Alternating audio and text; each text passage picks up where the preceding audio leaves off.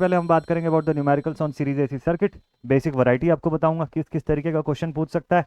Convergence हम लोगों ने देखा हुआ है, पोलार टू रेक्टेंगुलर कन्वर्जन हो गया, रेक्टेंगुलर टू पोलार हो गया, ये सारा कुछ बेसिक के फॉर्म में हम लोग अप्लाई करना सीखेंगे। आरएमएस एवरेज का कैलकुलेशन जो है वो भी हम लोगों ने देखा हुआ है, डेरिवेशन किए हुए हैं उसका। एनालिसिस ऑफ एसी सर्किट से हमको बेसिक चीज़ें पता है, और कुछ एडिशनल चीज़ें जो यहाँ पता होनी चाहिए वो बताऊंगा सेशन में आज के। दूसरी बात, previous year questions on series AC circuits, आपको एग्जाम में इसके कैसे क्वेश्चंस देखने को मिलेंगे वो डिस्कस करेंगे यहाँ पे, ठीक है। चलिए तो स्टार्ट करते हैं आज का सेशन। और सबसे पहले आज का क्वेश्चन नंबर 1 लाऊं उससे पहले कुछ बेसिक बातें आपको बता दूं जिससे न्यूमेरिकल बनाना आपके लिए आसान हो जाएगा। ठीक ठीक है भाई। तो सीरीज एसी सर्किट का ये टॉपिक आपका आज का न्यूमेरिकल का है। इससे पहले आई होप आप लोग पूरा वीडियोस देख चुके होंगे, सीक्वेंस में देखिएगा, बड़ा ज़रूरी है। तो numericals on series AC circuits, numericals on series AC circuits. ठीक है, चलो देखते हैं भाई। तो सीरीज एसी सर्किट के न्यूमेरिकल बनाने से पहले 2-3 बातें आप माइंड में रखिएगा ताकि आपको क्वेश्चन सॉल्व करना इजी रहे। सबसे पहला चीज़ तो ये, सबसे फर्स्ट पॉइंट जो हमको पता होना चाहिए, क्वेश्चन में जब भी एक कॉइल वर्ड जो है वो जब जब आएगा आपके न्यूमेरिकल में, it will always refer to a series combination of R and L. ठीक, ये हमेशा याद रखिएगा। अब कॉइल में कुछ भी कॉइल बोल सकता है, जैसे अगर लिखा हुआ है कॉइल, तो ये वर्ड जो है it will always refer a series combination of resistor and inductor. अब डिपेंडिंग अपॉन द क्वेश्चन कि वो इंडक्टर की वैल्यू इंडक्टेंस के फॉर्म में दिया हुआ है या इंडक्टिव रिएक्टेंस के फॉर्म में दिया हुआ है, it can be both the things, दोनों में से किसी भी फॉर्म में हो सकता है। लेकिन कॉइल बोला मतलब आरएल का कॉम्बिनेशन है। इंडक्टिव कॉइल बोल सकता है, चोक कॉइल बोल सकता है, नॉन इंडक्टिव कॉइल बोल सकता है, ऐसा बहुत सारा ऑप्शन है। नॉन कैपेसिटिव कॉइल भी बोलता है कई बार, है ना। तो इसका मीनिंग ये हो गया। Second thing, current end voltage either given in the question or asked will be in RMS form, unless specified, unless otherwise specified। ठीक है, कि अगर क्वेश्चन में आपको करंट दे दिया, जैसे सपोज कर लीजिए लिखा हुआ है कि किसी बिल्डिंग में रिक्वायर्ड करंट जो है वो 10 एम्पियर्स की है, तो that 10 ampere value is by default in RMS form. वो आरएमएस फॉर्म, इफेक्टिव वैल्यू के फॉर्म में आपको 10 एम्पियर दिया हुआ है। मान लीजिए दिया हुआ है क्वेश्चन में कि आपको कैलकुलेट करना है टोटल सप्लाई वोल्टेज, तो वो जो कैलकुलेट करेंगे आप, that will also be in the RMS form. लेकिन उसको छोड़ करके सपोज कर लीजिए आपको एवरेज पूछा या पीक वैल्यू निकालना हो, तो वो सवाल में दिया रहेगा कि you have to calculate the average value और you have to calculate the maximum value, crest value, amplitude, peak value, ये फाइंड करना है, ऐसा बोलेगा सवाल में, तभी फाइंड करना है। अदर देन दैट आपको सिर्फ और सिर्फ आरएमएस फॉर्म में कैलकुलेशन करना है। ठीक है, और जो डेटा गिवन रहेगा वो भी आरएमएस में रहेगा। जो वर्ड पावर जो है वो हमेशा रिप्रेजेंट करेगा एक्टिव पावर को, एक्टिव पावर। ठीक है, और अनलेस स्पेसिफाइड, इसमें भी ये वर्ड मैं बोल देता हूं, अनलेस स्पेसिफाइड। ठीक है, कि अगर एक्टिव पावर के अलावा मान लो आपको रिएक्टिव पावर या एपरेंट पूछने वाला है, तो क्वेश्चन में लिखेगा कि कैलकुलेट द एपरेंट पावर और रिएक्टिव पावर, या आपको बोलेगा फाइंड द केवीएआर रेटिंग, ऐसा देगा सवाल में। ठीक है, अगर ऐसा कुछ नहीं लिखा है, सिर्फ इतना लिखा है कि you have to calculate the value of power, then it will clearly mean कि आपको एक्टिव पावर ही फाइंड करना है, तो उसमें कंफ्यूज मत होइएगा कि कौन सा पावर है। ठीक है, ये कुछ बेसिक चीज़ है। अदर देन दैट जितना फॉर्मूला इस पूरे चैप्टर के अंदर पढ़े हुए हैं वो पूरा रिवाइज कर लीजिएगा। और सीधे सीधे हम लोग आते हैं अब फर्स्ट क्वेश्चन पे। आज के सेशन का पहला क्वेश्चन जो है वो देखते हैं कि कहाँ से मिल रहा है। एकेटीयू का 2020-21 का ये पेपर दिख रहा है, बट इसकी अभी प्रिंट क्वालिटी थोड़ी सी अच्छी नहीं दिख रही है मुझे। देखते हैं इसमें से कोई क्वेश्चन दिख रहा है क्या। चलिए ठीक है, एक क्वेश्चन आपको मैं दिखाता हूँ। 10 नंबर का एक सवाल है, यहाँ पे सेक्शन सी में दिया हुआ है। ये प्रिंट क्लियर नहीं दिख रहा होगा तो आपको ये समझ नहीं आएगा, मैं इसको अगले पेज पर लिख देता हूँ आपके लिए। ठीक है, एटलीस्ट गिवन डेटा से तो लिखना शुरू कर देता हूँ। लिखा हुआ है, if a load draws a current of 10 ampere at 0.8 power factor lagging, 10 ampere की करंट ड्रॉ कर रहा है 0.8 पावर फैक्टर लैगिंग पर, when connected to 100 volt supply, calculate the value of real, reactive and apparent powers and also find the resistance of the load. देखिए क्या question दिया हुआ है। इस क्वेश्चन को यहाँ पर सॉल्व करते हैं इस पेज पर। ठीक है, सोल्यूशन नंबर 1। सोल्यूशन नंबर 1, सबसे पहला काम तो ये है कि आप गिवन डेटा को क्लियर कर लीजिए कि क्या है, और उसके बेसिस पे अगर कोई सर्किट बन सकती है तो बना लीजिए। क्वेश्चन क्या बोलता है आपको? क्वेश्चन में लिखा हुआ है कि if the load draws a current of 10 ampere at 0.8 power factor, तो बताइए वो 10 एम्पियर कौन सी करंट है? लोड ड्रॉ कर रहा है ना 10 एम्पियर, तो that is your RMS current. कितना? 10 एम्पियर। पावर फैक्टर कितना दिया हुआ है? 0.8 लैगिंग। ठीक, क्वेश्चन के लिए मैं डेटा लिख रहा हूं, इस डेटा से आपको काफी कुछ क्लियर हो जाएगा। फिर आगे लिखता है कि when connected to 100 volt supply, मतलब ये सप्लाई की वैल्यू कौन सी है? वी आर एम एस है, V R M S total कितने का है? This is 100 volt. इतना 3 डेटा आपको क्वेश्चन में दिया हुआ है। अब क्या पूछता है इसके अंदर, देखते हैं जरा। फिर आपको लिखता है कि find the value of real, reactive, apparent और रेजिस्टेंस ऑफ द लोड। इतना चीज पूछा है। ठीक है, चलिए साइड पे लिख देता हूं मैं इसको। To find the value of active power, reactive power, apparent power and resistance in ohms. इतना डेटा पूछा है। ठीक, तो हम लोग शुरुआत में ये अज्यूम करते हैं कि we are having unknown load. हमारे पास सर्किट में जो लोड लगा हुआ है वो अननोन है। अब रेजिस्टेंस वगैरह कुछ नहीं ड्रॉ करते हैं, इसको ऐसे ही छोड़ देते हैं, एक अननोन लोड के फॉर्म में छोड़ देते हैं हम लोग इसको ऐसे ही। ठीक है, दिस इज आवर लोड। इस लोड के थ्रू जाने वाली करंट जो है I R M S, its magnitude is 10 amperes. यहाँ जो पोटेंशियल है दिस इज ऑफ 100 वोल्ट्स, और पावर फैक्टर जो है इस लोड का वो है 0.8 लैगिंग। मतलब आपको कॉस पाई की वैल्यू जो है वो कितना दिया हुआ है? 0.8। और लैगिंग का मतलब कौन सा लोड लगा होगा? मतलब इंडक्टिव रिएक्टेंस लगा होगा सर्किट के अंदर, इतना ये भी पता चल गया हमको ना। मतलब एक आरएल सर्किट है बाय डिफॉल्ट अगर देखा जाए तो। ठीक है, कैसे पता लगाएंगे? देखिए कॉस फाई की वैल्यू अगर 0.8 है तो क्या आप इससे फाई निकाल सकते हैं? क्या इससे फाई निकाल सकते हैं क्या?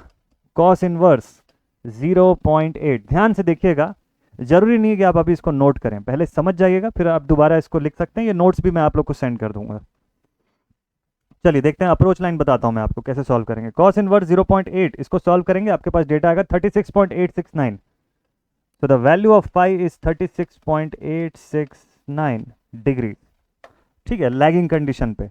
अभी देखिए 2 मिनट में आपको आर और एक्सएल दोनों पता चल जाएगा। लैगिंग देख के समझ में आ गया कि इंडक्टर लगा हुआ है, रजिस्टर पहले ही बोल दिया क्वेश्चन के अंदर। अब देखते हैं इसके आगे कैसे कैलकुलेट करेंगे। तो अगर आपने इंपीडेंस ट्रायंगल ध्यान से पढ़ा हुआ है तो इंपीडेंस ट्रायंगल में कंडीशन मैंने बताया था वहां पे, ये देखिए ये इंपीडेंस ट्रायंगल बनाए हम लोग। यहाँ पे मैंने आपको बताया कि यहाँ रजिस्टिव पार्ट होता है, यहाँ पे रिएक्टेंस होता है एक्सएल या एक्सी, और इन सब का रिजल्टेंट यहाँ पर इंपीडेंस जेड के फॉर्म में आता है। ठीक है, इंपीडेंस ट्रायंगल से इतना लिखा हुआ है हम लोगों ने। तो अब इससे अगर रिलेट करोगे तो आपको 2 फॉर्मूला मैंने बताया था कि sine phi is equals to X upon Z and cos phi is equals to R by Z. ये दोनों फॉर्मूला आपको ध्यान में। तो x की वैल्यू और r की वैल्यू आप इसी से बता सकते हो। शर्त यह है कि आपके पास z की वैल्यू होनी चाहिए, है ना, आपके पास z होना चाहिए। और z निकालने के लिए आपको क्या चाहिए? देखिए टोटल करंट और टोटल वोल्टेज बता सकते हैं z। चलिए let us calculate the value of z। तो सर्किट का टोटल इंपीडेंस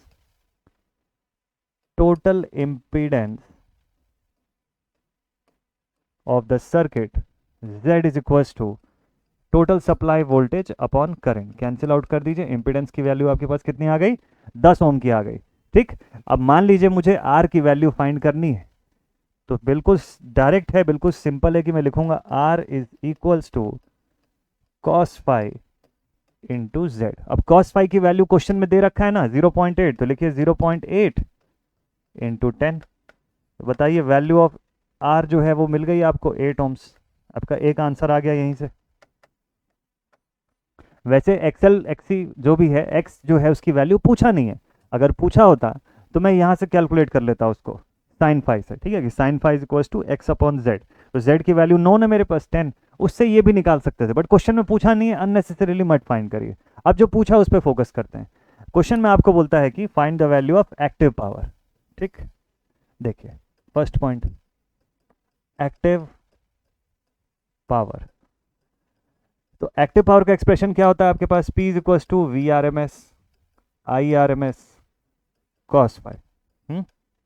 तो आप लिखेंगे यहाँ से V R M S that is 100, I R M S is 10, cos phi is 0.8। तो ये हो गया 1000, 0.8, तो ये हो गया 800। वॉट्स।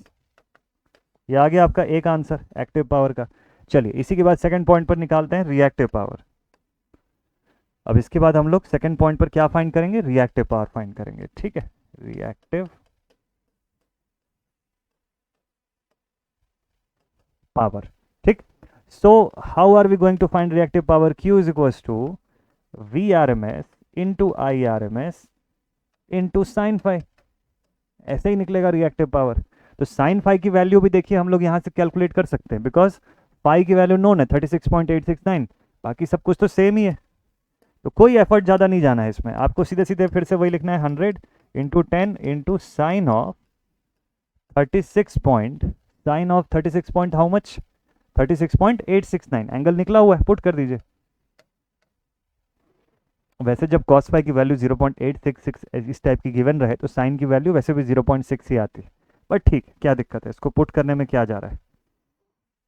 ठीक है, तो साइन ऑफ 36.869 अगर मैं देखूं तो 0.5999 आ रहा है, दैट इज 0.6 ही होता है, बट ठीक है चलो डायरेक्टली लिख देते हैं। तो this is 1000 into sine of 36.869, 599.9 यानी 600 मान सकते हो आप इसको। Q is somewhere around 600 VAR। ठीक है, वोल्ट एम्पियर रिएक्टिव में Q की वैल्यू भी मिल गई अपने को। चलिए बहुत बढ़िया, परफेक्ट। लास्ट एक चीज और, एपरेंट पावर। तो एपरेंट पावर निकालने के लिए cos फाई साइन फाई की तो कोई जरूरत नहीं है। तीसरा पॉइंट है द एपरेंट पावर। तो apparent power S is equals to VRMS into IRMS। देखिए जो सवाल आप बना रहे हैं 10 मार्क्स का क्वेश्चन है, एकदम स्टेप बाय स्टेप बनाना है, लेकिन क्वेश्चन की लेवल देखिए कि कितना आसान है ये क्वेश्चन सॉल्व करने में। आपको डिफिकल्टी नहीं जाएगा अगर आपने चैप्टर को वाकई में अच्छे से पढ़ा हुआ है, ये सब क्वेश्चन बनेंगे आपसे। बल्कि single phase AC, 3 phase AC, ये सब जो चैप्टर्स है ना, इसमें ऐसा कोई क्वेश्चन होगा ही नहीं जो ना बने आपसे। हर तरीके का क्वेश्चन आप बना लोगे यूनिवर्सिटी एग्जामिनेशन का, अगर आपने चैप्टर पूरा सीक्वेंस में और प्रॉपर पढ़ा हुआ है तो। ये जितनी चीज़ें हम लोग यूज़ कर रहे हैं सारी चीज़ें मैंने प्रीवियस सेशंस में बताई हुई है। इस वीडियो के एंड में आपको प्लेलिस्ट का भी ऑप्शन दिख जाएगा, तो प्लेलिस्ट भी आप देख सकते हैं, ये पूरी एकदम सीक्वेंस में है। बस सीक्वेंस में पढ़ लीजिए। आपने उससे पहले इन लेक्चर्स को देखने से पहले अगर पास्ट में आपने कुछ नहीं भी पढ़ा होगा तो भी कोई टेंशन की बात नहीं। ठीक है, मैं उसमें कहीं पे भी ये रेफरेंस नहीं दिया हूँ कि बेटा 12th में फिजिक्स पढ़ लेना था या ऐसी, मैंने ऐसे कोई बात ही नहीं की है। आप नहीं भी पहले का देखे होंगे ना, अब इन्हीं लेक्चर्स को बस प्रॉपर देखते जाइए, जो जो मैं बता रहा हूँ उस चीज़ को बस समझते जाइए। जहाँ ना समझ में आए आप टेलीग्राम ग्रुप पे कनेक्ट होकर मुझसे पूछते भी जाइए, और देखिएगा आपको पूरा का पूरा क्लियर हो जाएगा। मतलब ये सब जो न्यूमेरिकल आपको, तो मैं एग्जाम के ही न्यूमेरिकल दे रहा हूँ सीधे सीधे, जो यूनिवर्सिटी में पूछे हुए हैं वो सब के सब आप बना लेंगे, है ना, इसमें कोई दिक्कत आपको नहीं जाएगी। तो this is 1000, value of S is 1 kVA।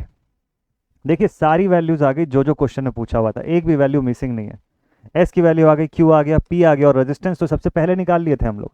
अगर आप चाहो तो आप एक्सेल भी बता सकते हो उसको सामने वाले को, आप ये भी बता सकते हो कि सर एक्सेल कितना होगा। देखिए यहाँ से कैलकुलेट कर सकते हैं। Z है आपके पास 10, साइन फाई की वैल्यू आपके पास है साइन ऑफ 36.869, मल्टीप्लाई कर दीजिए दोनों को, देखिए दोनों का आंसर आ जाएगा 368 के आसपास, ऐसा कुछ आपको कुछ दिखाई देगा। Z की वैल्यू अगर 10 है और ये साइन ऑफ 36.869, सॉरी, तो ये 0.6 हो जाता है, और 1060 के आसपास आपका एक्सेल भी आ जाएगा, 60 के आसपास, है ना।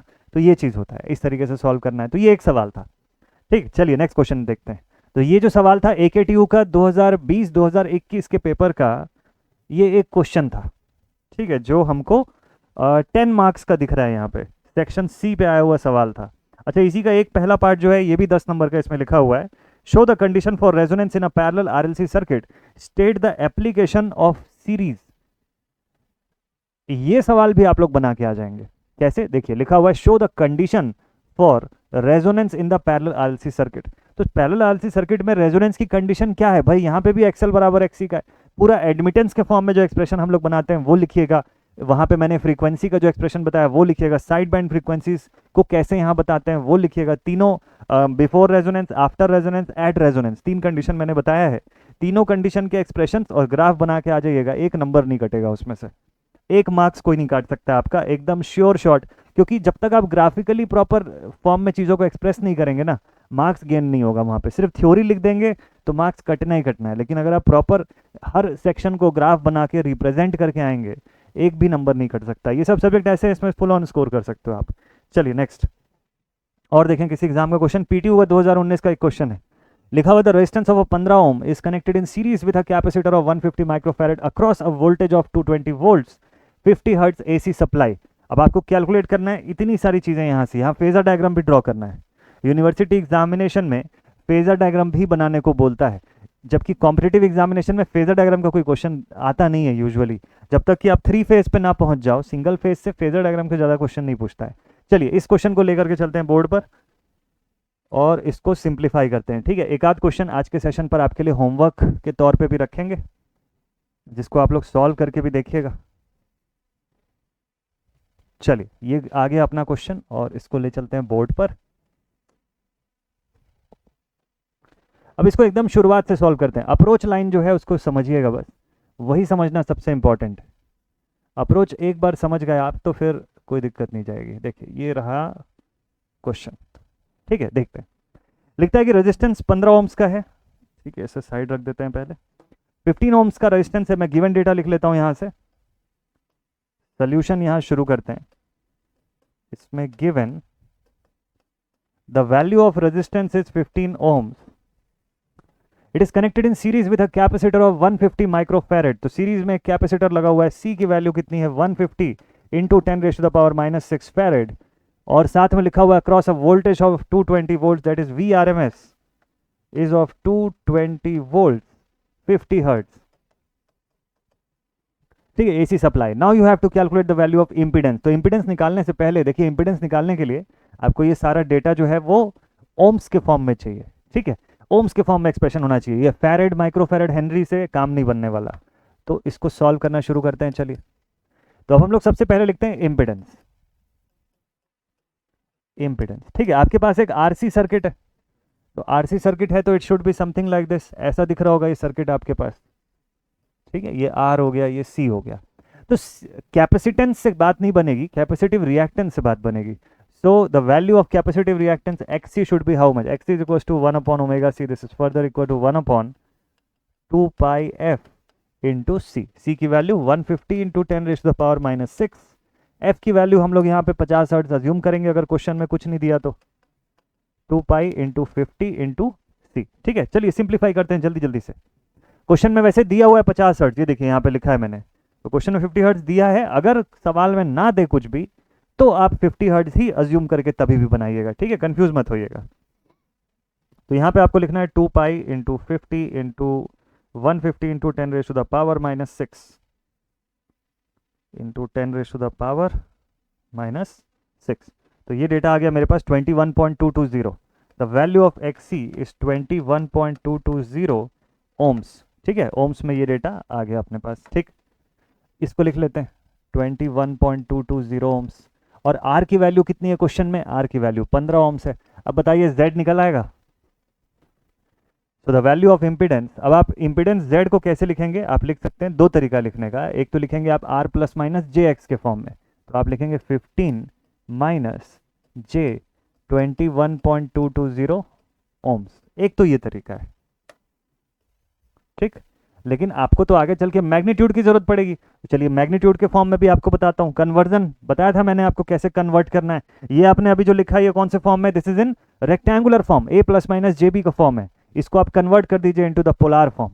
तो Z in the polar form, जहां से मैग्नीट्यूड भी मिल जाएगा हमको, Z इन पोलर फॉर्म, इसको आप लिखेंगे Z इज इक्वल टू, चलिए कन्वर्ट करते हैं इसी सेम थिंग को।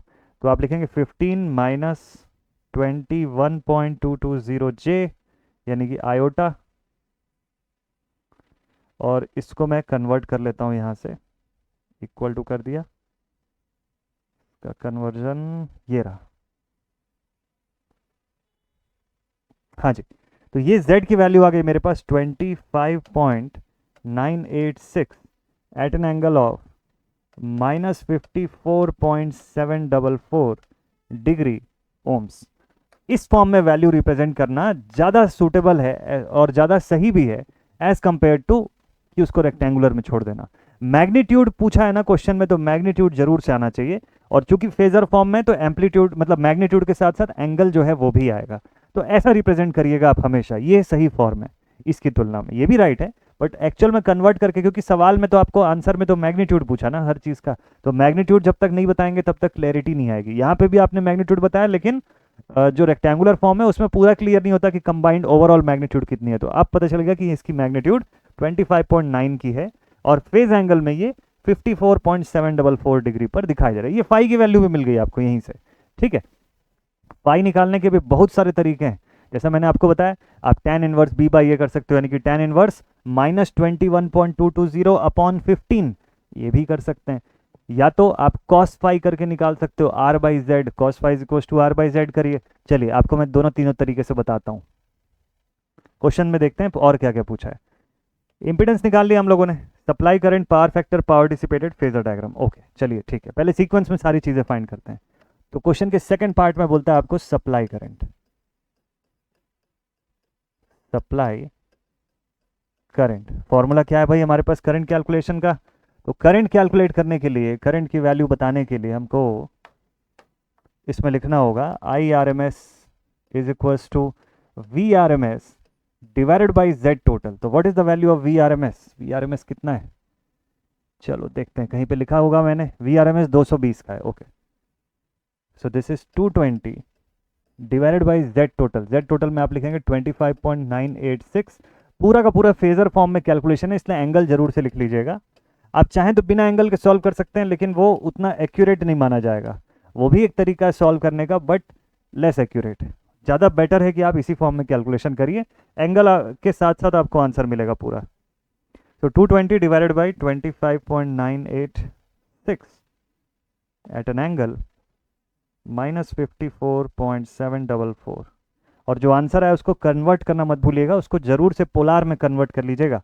मैंने, अगर आपको कन्वर्जन में कोई डाउट है, तो मैंने जब ये पोलार और इसका कन्वर्जन बताया था रेक्टेंगुलर का, जहाँ पे मैथमेटिकल रिप्रेजेंटेशन नाम का एक लेक्चर है इसी प्लेलिस्ट के अंदर, उसको देखिएगा। उसी लेक्चर के अंदर आपको ये सेम कंटेंट मिलेगा कि कैसे कन्वर्ट करते हैं, ठीक है। तो हमारे पास आ गई आई आर एम एस की वैल्यू, इस पर लिखा हुआ है 8.466 at an angle of 54.744 degree amperes. ध्यान रखिएगा z का जो एंगल है, अगर वोल्टेज में कोई फेज एंगल नहीं है ना, तो z पर जो एंगल आपको दिख रहा है वही आपको आंसर पे भी दिखाई देगा, बस उसकी साइन जो है वो रिवर्स हो जाएगी। अगर यहाँ नेगेटिव है तो आपका करंट जो है वो पॉजिटिव में दिखाई देगा, इस हिसाब से।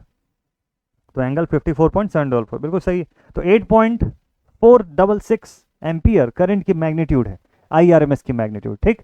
क्वेश्चन में देखते हैं आगे और क्या पूछता है। क्वेश्चन में लिखा हुआ है नेक्स्ट पॉइंट पे कि पावर फैक्टर फाइंड करना है आपको। चलिए let us find the value of power factor. तो ये आ गए हम लोग थर्ड पॉइंट पे, ठीक है। थर्ड पॉइंट पे बोलता है पावर फैक्टर, कई तरीके, किसी भी मेथड से आप फाइंड कर सकते हो। पावर फैक्टर कैसे कैसे निकाल सकते हैं सर? चलिए दोनों तीनों तरीका मैं आपको बताता हूँ। एक तो आप लिख सकते हैं कॉस ऑफ 54 पॉइंट, कितना एंगल था, 744। इसी से आंसर आ जाएगा आपका। सबसे ईजीएस्ट तरीका यही है, सबसे आसान तरीका यही है कि z का एंगल या करंट का जो एंगल आपको मिल रहा है, अगर मान लीजिए वोल्टेज का कोई एंगल नहीं दिया हुआ है, ठीक है, बाय डिफॉल्ट उसको एट एन एंगल 0 डिग्री पे आपने मान लिया, उसके रिस्पेक्ट में करंट जो है वो 54 डिग्री लीड कर रही है, तो आपके पास फेज एंगल कितने का है, 54.744 का। कोसाइन कर दीजिए इसका 54.744, तो आपका देखिए कॉस ऑफ फाई आ गया 0.577, 0.577। अब बोलिए इसके आगे लीडिंग लिखेंगे कि लैगिंग लिखेंगे? आंसर ये है कि इसके आगे आप लीडिंग लिखेंगे। क्यों लीडिंग लिखेंगे? क्योंकि सर्किट आरसी सर्किट है और कैपेसिटर लगा हुआ है, और कैपेसिटर लगा हुआ है तो current should lead, current lead कर रही है तो पावर फैक्टर भी आपका किस नेचर का होगा, लीडिंग नेचर का, ठीक है। ये एक और आंसर आ गया अपना। अच्छा कोई और तरीका, मान लीजिए ये तरीका नहीं काम कर रहा है, कोई दूसरा तरीका? हाँ एक और तरीका, लिखिए आप cos phi is equals to r by Z, बना के देखिए इससे। हमको मल्टीपल तरीका आना चाहिए सॉल्व करने का, भले चलो एग्जामिनेशन में एक ही तरीके से आप बना रहे हो, ये सबसे ईजीएस्ट तरीका मैंने बताया आपको।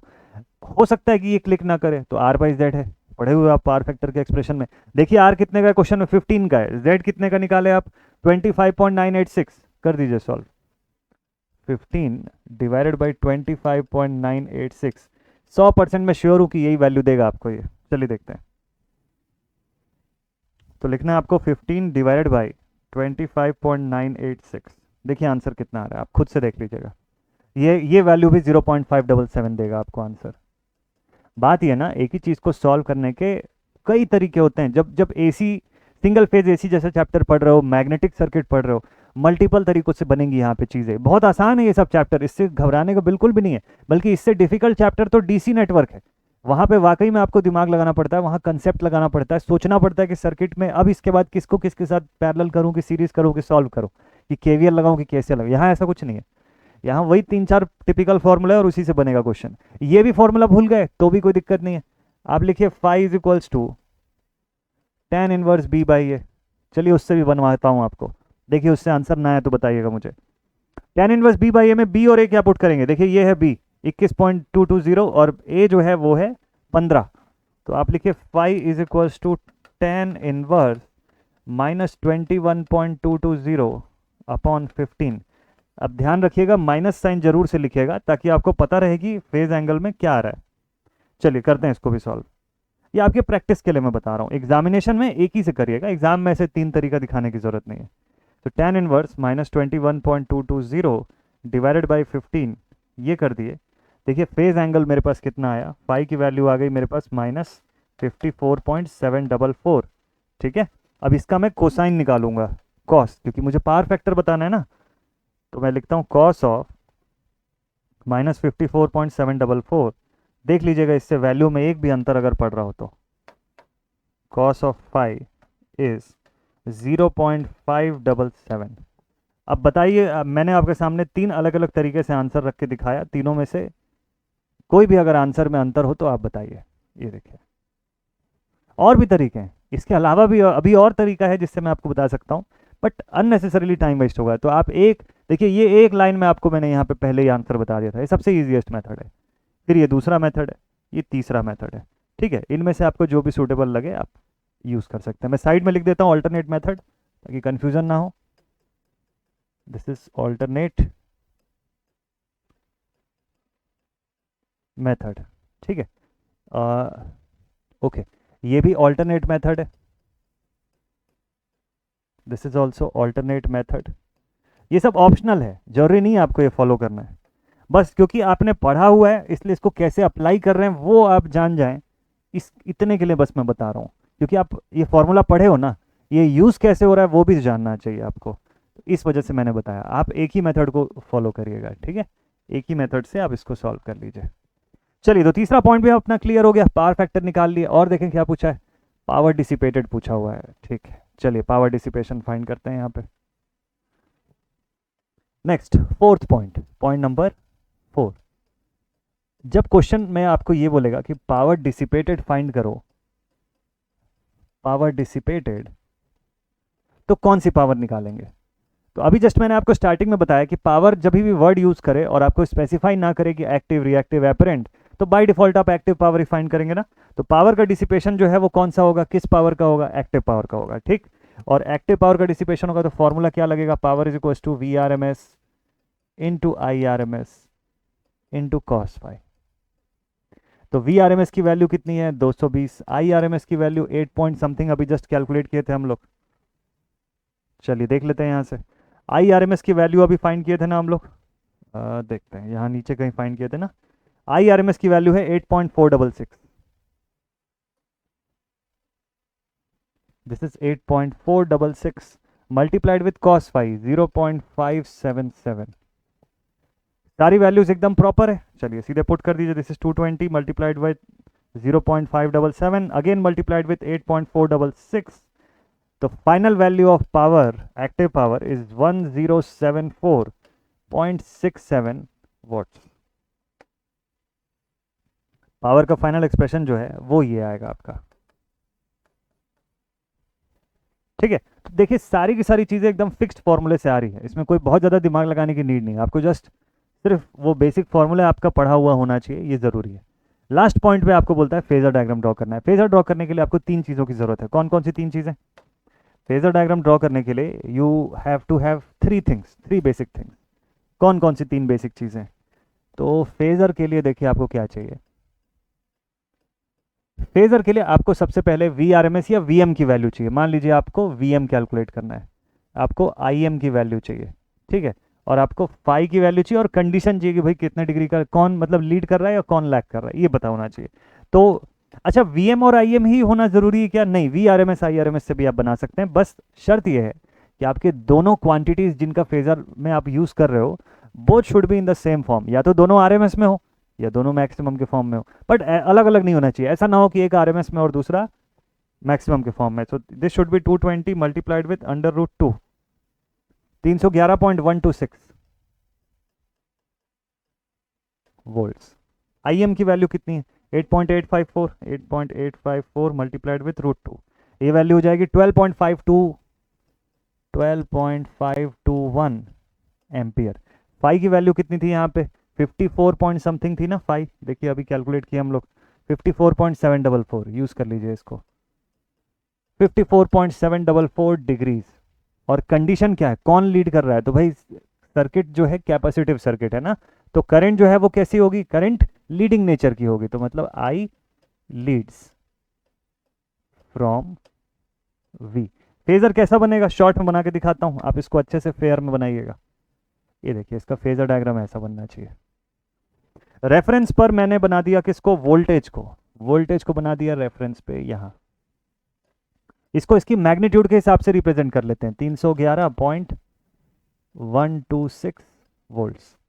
अब बताइए करंट जो है इससे ऊपर चलती हुई दिखाई देगी। अगर पूरा फेजर अपने स्पेस में एंटी क्लॉकवाइज डायरेक्शन में रोटेट कर रहा है तो करंट को मैं कहां पे शो करूंगा? इससे 54 डिग्री ऊपर, 54 पॉइंट जितना भी डिग्रीज है उतना एंगल से इसको इसके ऊपर शो करेंगे आप।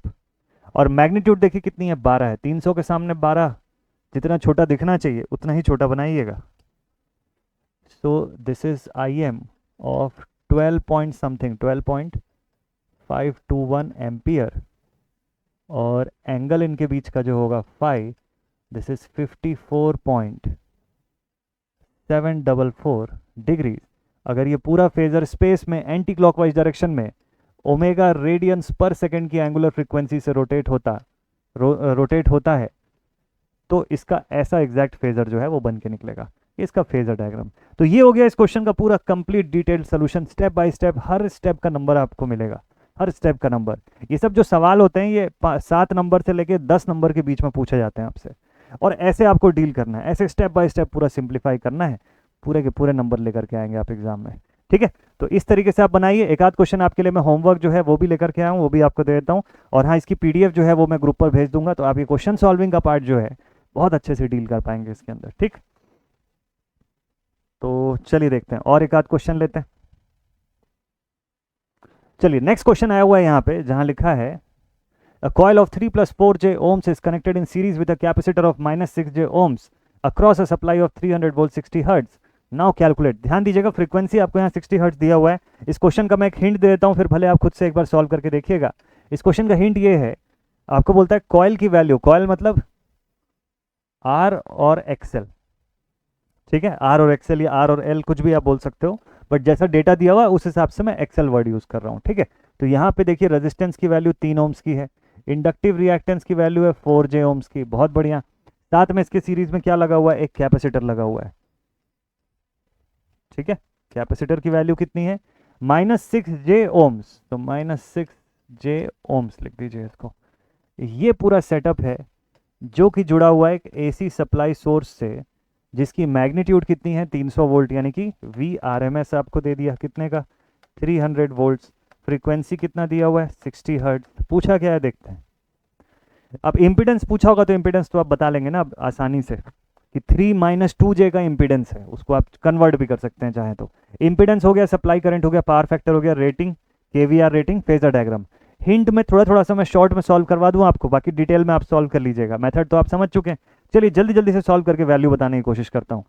आपको पहला चीज पूछा इम्पीडेंस Z, Z आपका है 3 - 2J ओम। कैसे निकाला मैंने? +4J -6J, कितना बचेगा? -2J बचेगा। 3 - 2J को मैग्नीट्यूड में कन्वर्ट कर लीजिए, आपका Z का टोटल आ जाएगा 3 - 2J। ठीक है, और इसको कन्वर्ट कर लिया तो अपने पास Z की वैल्यू आ गई 3.605 at an angle -33.69 degrees. This is the magnitude of Z। अब आप सॉल्व करके देखिएगा, यही मैग्नीट्यूड आपके पास इंपीडेंस की आ रही होगी। फिर आपको क्या पूछा सेकंड पॉइंट पर? Supply current. सप्लाई करंट भी निकालना डिफिकल्ट है क्या? बिल्कुल ईजी है। आप लिखेंगे I R M S is equals to supply voltage यानी कि 300 डिवाइडेड बाय ये इम्पिडेंस जो है यानी कि 3.605 एट एन एंगल -33.69 डिग्रीज। चलिए इसको भी सॉल्व कर लेते हैं। This is 300 divided by 3.605 at an angle -33.69। Solve करिए, कन्वर्ट कर दीजिए इसको। जैसे ही कन्वर्ट करेंगे आपके पास आई आर एम एस की वैल्यू कितनी आएगी? I R M S will be 83.217 at an angle 33.69। तो बन जाएगा ये भी। ये देखिए, तो ये आपके पास एक और लेवल पर आंसर आ गया, मतलब दूसरे वाले पार्ट का भी आंसर जो है वो आ गया। फिर आपको क्या पूछा? वैसे ही पावर फैक्टर पूछा, तो पावर फैक्टर निकाल लेंगे। अब आपको टेक्निक पता है, ट्रिक पता है इसका। आप सीधे सीधे लिखेंगे कॉस ऑफ 33.69। देखिए ऐसे लिखेंगे कॉस ऑफ 33.69, ये डेटा आ जाएगा 0.832। तो तीसरा प्रॉब्लम भी यही हल हो गया। Cos phi is equal to 0.832। और लीडिंग या लैगिंग ये सोच के बताइएगा, तो ये हो जाना चाहिए लीडिंग कंडीशन पे। ठीक है, ये हो जाना चाहिए लीडिंग कंडीशन पे। अच्छा, और इसके अलावा भी कैसे पता चलेगा? देखिए, एक तो ये है कि कैपेसिटिव रिएक्टेंस बड़ा इंडक्टिव रिएक्टेंस है, इसीलिए लीडिंग हो रहा है। दूसरा चीज, करंट की स्टेटस देखिए, करंट 33 डिग्री प्लस पे है, वोल्टेज का कोई एंगल नहीं दिया हो, मतलब voltage at an angle 0 degree पे है, और ये प्लस 33.69 पे है, तो उससे 33 डिग्री लीड कर रहा है ये। ठीक है, तो इस वजह से भी इसको आप लीडिंग बता सकते हैं। ठीक, और क्या पूछा आपको? KVAR rating. KVAR रेटिंग मतलब क्या पूछा? Q is equal to VI sine phi. तो देखिए फाई की वैल्यू तो है ही यहाँ पे, साइन में पुट कर दीजिए। बाकी V और I दोनों चीज़ें आपके पास, 300 का V है और 83.217 का I है। इसको पुट कर देंगे, Q भी निकल आएगा। फेजर डायग्राम मैंने अभी जस्ट आपको बताया, ड्रॉ कर दीजिए फेजर डायग्राम उस तरीके से। तो बात यह कि देखिए AC के क्वेश्चंस बनाना चाहें तो ऐसे साइड में ऐसे रफ में पूरा क्वेश्चन खत्म हो गया। अब आप उसको स्टेप बाय स्टेप, जैसे मैंने पिछला सवाल बताया, ऐसे सीक्वेंस में प्रॉपर बनाइए। देखिए आपसे पूरा का पूरा सवाल बिल्कुल बनेगा, श्योर शॉट बनेगा। और आंसर तो अब यहाँ पे आप ही गए, अब रेफर कर सकते हैं इन आंसर्स को। ठीक, तो ये क्वेश्चन बन जाएगा आप सभी से। चलिए और अगला क्वेश्चन देखें क्या है। एक आध क्वेश्चन और ले लेते हैं एज अ होमवर्क। लिखा हुआ है for a supply of 150 plus 10 J volts provided to a 2 element series connected black box, current drawn is 10 ampere. अब आपको फाइंड करना है कि अननोन सर्किट कांस्टेंट्स क्या होंगे, टोटल इंपीडेंस क्या होगा, पावर फैक्टर क्या होगा, टोटल पावर डिसिपेटेड क्या होगा। एक छोटा सा रफ आइडिया बताता हूँ, फिर आप इसको एज अ होमवर्क बनाइएगा। देखिए आपको क्वेश्चन में ना वोल्टेज दिया हुआ है, आरएमएस में ही दिया हुआ है, लेकिन जो फॉर्म है उसके रिप्रेजेंटेशन का, वो कौन सा फॉर्म है? वो रेक्टेंगुलर फॉर्म है। तो रेक्टेंगुलर फॉर्म में ये आपको गिवन है 150 प्लस 10 J वोल्ट। तो सबसे बढ़िया चीज़ ये होगी कि आप इसको तुरंत ही पोलार में कन्वर्ट कर दीजिएगा। ठीक है, इसको तुरंत किस में कन्वर्ट करेंगे? आप पोलार फॉर्म में कन्वर्ट करेंगे। तो किस फॉर्म में आएगा? कुछ मैग्नीट्यूड आएगा, कुछ एट एन एंगल थीटा आएगा। ठीक है, तो आपको पता चल जाएगा कि वोल्टेज की असली मैग्नीट्यूड कितनी है और फेज एंगल कितना है, वो कितने डिग्री पे वो लीड कर रहा है, लैग कर रहा है, प्लस आया एंगल आया, माइनस आया, वो आपको दिख जाएगा वहां से। फिर क्वेश्चन में आपको क्या दिया? IRMS की वैल्यू 10 एम्पियर। तो ये 10 है, तो मैं इसको 10 एट एन एंगल 0 डिग्री लिख सकता हूँ। अगर मुझे इसको पोलार में ही लिखना होगा तो 10 तो मैग्नीट्यूड है ही है, एट एन एंगल 0 जब कुछ नहीं दिया तो ये अगर 0 पे है और मान लीजिए वोल्टेज आपको प्लस में दिख रहा है, वोल्टेज का एंगल जो है वो प्लस दिख रहा है, तो मतलब वोल्टेज लीड कर रही है, करंट लैग कर रही है, मतलब एलिमेंट जो है अपना कौन सा है? एलिमेंट इंडक्टर लगा हुआ है वहाँ पे, रजिस्टर के अलावा। ठीक है, अब वहाँ से फाई मिल जाएगा आपको, इसका जो एंगल होगा वही फाई होगा। अब उसको कॉस में पुट कर दीजिएगा तो कोसाइन ऑफ फाई आ जाएगा। फिर आपको क्या करना है? अब आप लिखेंगे sine phi is equal to X by Z और cos phi is equal to R by Z. अब बोलिए आपको आर भी मिल जाएगा और एक्स भी मिल जाएगा। एक्स में पहचान भी हो गया आपको कि कौन सा एलिमेंट है, एक्सएल ही है, एक्सी भी नहीं है ना। एलिमेंट जो है एक्स का वो एक्सएल ही है और कुछ नहीं है।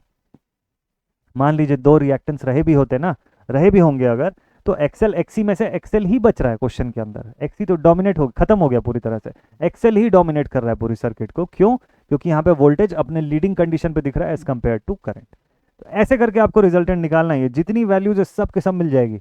एक्स मिल गई, यहाँ से आर मिल गई, एक्स से आप एल की वैल्यू भी फाइंड कर सकते हो, XL is equal to omega L, L is equal to जो भी एक्सएल की वैल्यू थी डिवाइड बाई ओमेगा। तो ऐसा करके बनाइएगा, ठीक। तो इस क्वेश्चन को आप लोग सॉल्व करिएगा, कहीं पर भी अगर डाउट हो टेलीग्राम ग्रुप पे डिस्कस कर दीजिएगा, अपना सोल्यूशन बना के भेज दीजिएगा कि सर ये मैंने बनाया, चेक कर लो सही बन रहा है कि नहीं बन रहा है, ठीक है। या अगर लग रहा है कि डाउट है, भेज दीजिए टेलीग्राम ग्रुप पे, उसको मैं चेक कर लूँगा कि आपने उसको बनाया कि नहीं, या कहीं पर डिफिकल्टी तो नहीं हो रही है। मेन मुद्दे की बात यह है कि आपको ये सब क्वेश्चन डील करने में कहीं पे भी कोई कठिनाई, कोई दिक्कत अगर है तो आप बिल्कुल शेयर करिए, डिस्कस करिए। ये सब जो सवाल आप देख रहे हैं सब यूनिवर्सिटी एग्जाम के क्वेश्चन है, 10-10 नंबर के एक क्वेश्चन रहता है, 7 to 10 मार्क्स का। तो इसको जाने नहीं देना है हमको, मतलब एसी सर्किट जब पढ़ें तो इस लेवल पर पढ़ें कि हर एक सवाल आप बना लें। अगले सेशन पर आपसे मिलूंगा, ये सेशन अब यहीं पर एंड अप करते हैं। क्वेश्चन आप लगाइएगा ज़रूर इसके, और आपके लिए लाइव सेशन पर भी मैं क्वेश्चंस लेकर के आऊँगा। आप बताइएगा इस सीरीज़ की लाइव क्लासेस भी आपको चाहिए होंगी तो वो बताइएगा, वो मैं अरेंज करूँगा, बट कमेंट सेक्शन में पहले ये बताइएगा ज़रूर, ताकि मुझे क्लैरिटी रहे कि हाँ आपको इसकी क्लासेस, मतलब ये क्लासेस लाइव फॉर्मेट में भी चाहिए, ठीक है। तो चलिए अब आज का सेशन यहीं पर एंड अप करते हैं, मिलते हैं आप सभी से नेक्स्ट वीडियो में। नेक्स्ट वीडियो में हम लोग पैरेलल सर्किट्स भी पढ़ेंगे, और फिर उसके बाद नया चैप्टर शुरू करेंगे जो कि है 3 फेज एसी सर्किट्स। तो अगला चैप्टर जो शुरू हो रहा है that is 3 phase AC circuits, मजा आएगा पढ़ने में आपको। सेशन एंड करते हैं, मिलते हैं नेक्स्ट वीडियो में। Take care and thank you so much all my dear student. जय हिंद।